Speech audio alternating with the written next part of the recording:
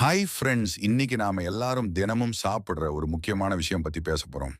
Healthy food and unhealthy junk food. எது நமக்கு நல்லது, எது நமக்கு கேடு?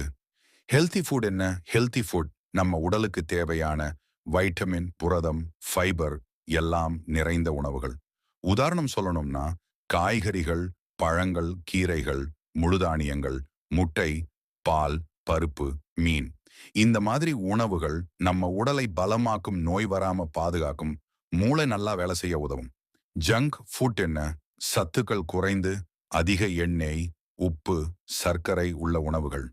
உதாரணம் pizza, burger, chips, French fries, குளிர்பானம். இதெல்லாம் சாப்பிட்டா சுவை மட்டும் இருக்கும், ஆனா உடலுக்கு நல்லது கிடையாது. ஜங்க் ஃபுட் சாப்பிட்டா என்ன ஆகும்? உடல் எடை அதிகரிக்கும், சர்க்கரை நோய் வரும், அபாயம் இதய பிரச்சனை, சோர்வு, தூக்கம், கவனம் குறையும். அதனால ஜங்க் ஃபுட் தினமும் சாப்பிடுறது ரொம்ப கேடு. ஹெல்தி ஃபுட் ஏன் முக்கியம்? ஹெல்தி ஃபுட் சாப்பிட்டா நம்ம வாழ்க்கையே ஹெல்த்தி ஆகும். உடல் நலம் நல்லா இருக்கும், வேலை, படிப்பு எல்லாத்திலும் ஃபோக்கஸ் இருக்கும். நீண்ட நாள் ஆரோக்கியமாக வாழலாம். அவேர்னஸ் மெசேஜ்: நம்ம உடல் நமக்கே சொத்து. அதனால சரியான உணவை தேர்வு செய்வது நம்ம கையில தான் இருக்கு. ஜங்க் ஃபுட்க்கு நோ, ஹெல்தி ஃபுட்க்கு எஸ்.